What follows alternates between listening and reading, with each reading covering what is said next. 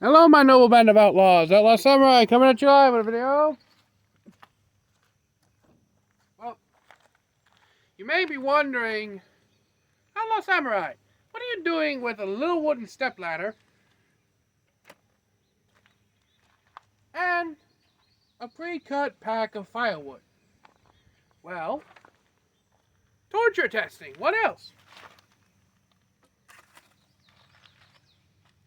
Oh, that cut's so clean. That's right. You saw the cutting video with Factory Edge. Now we have the edge I've put on this thing. Blade still straight, even though in my last video I did say I was basically wailing on a tree.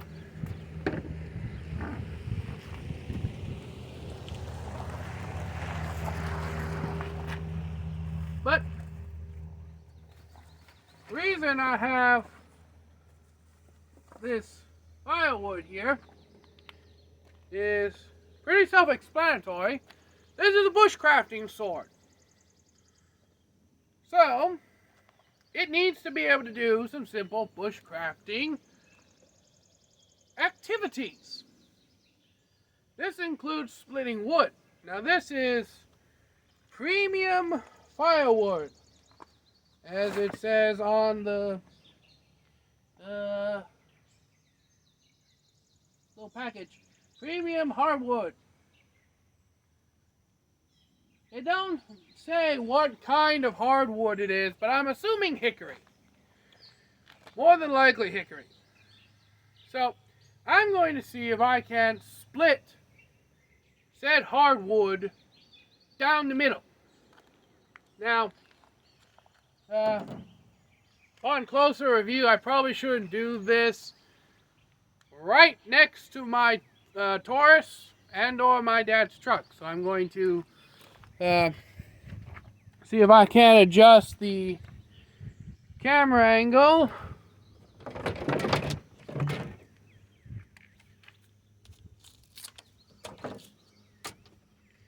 Using this here stick.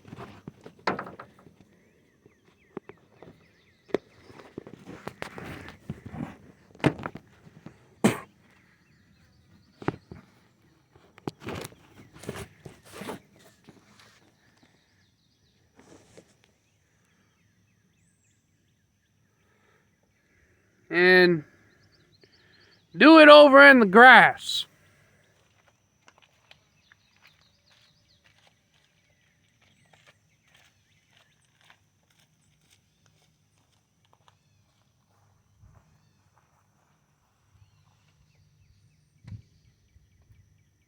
Oh yeah, this is a much better angle.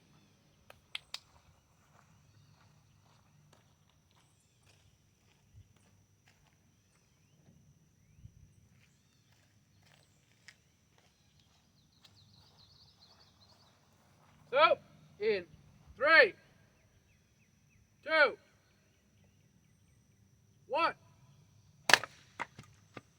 Oh shit! I was not expecting it to. Yee! Took a sizable chunk out of my. Oh my fucking god! That's a little stepladder. This is dried and seasoned wood, by the way. And this is the side I cut it on. Look how clean it cut through the wood. Now, some people say you can't split wood with a sword. That the best tool is an axe. And generally speaking, you'd be right. Axes and splitting mauls are better, but you're going to be hard pressed to be able to take a splitting maul and a full-size axe with you in the woods. This you can tie to your backpack, like so, and draw relatively easily and get when you need it. I'm going to try this again, but not so much power as to avoid any more cuts into this little footstool. 3, 2, 1. Alright. So that was a lot less power, mostly just me bringing down the sword. But this gives us a good opportunity to do a little patoning. Because you're always going to have to baton at some point. So, without further ado, probably don'ts and shouldn'ts. 3, 2, 1.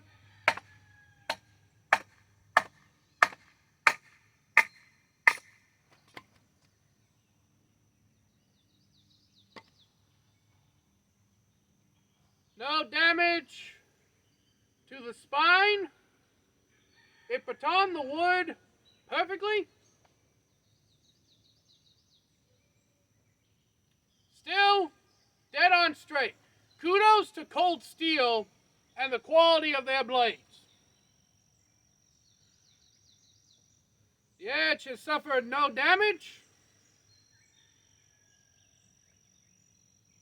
And only very minor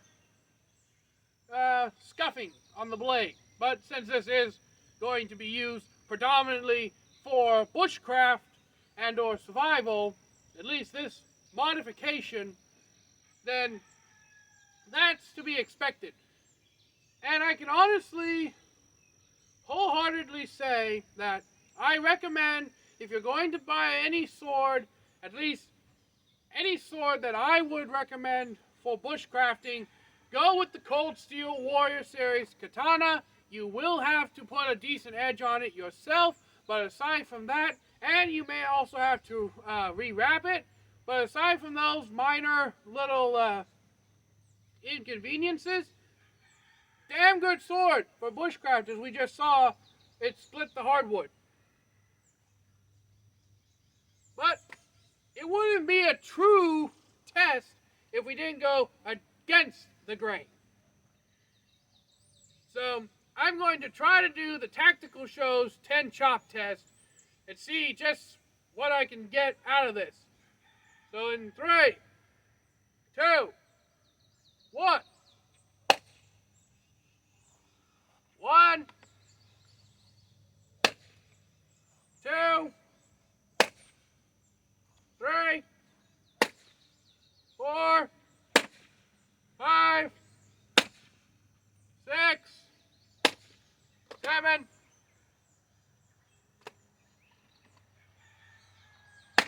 8, 9, 10.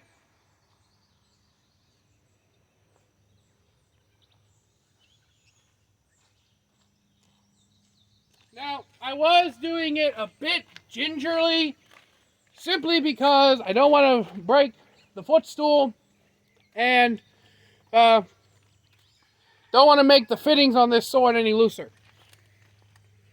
Because the habaki has now gotten some wiggle. But just look at that. If I had kept going, I probably would have been able to get through at least half of the wood in about 20 chops. So, and of course I wasn't going full out on it. So if you were going full power swings, I want to say at least I would have gotten to here on full power swings. So, what can I say as the bushcrafting ability of the Cold Steel Warrior Series Katana? I'd say out of all the swords in my collection, it is the most perfectly suited to bushcraft, in my opinion. Just the way it's, the shape, the geometry, the thick, sturdy spine. All of this correlates into a blade that is well suited to do bushcrafting.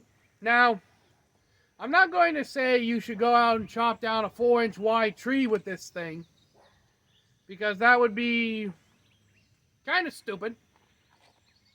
But if you have to chop down little saplings or branches or brush, this would be a perfect sword to do that.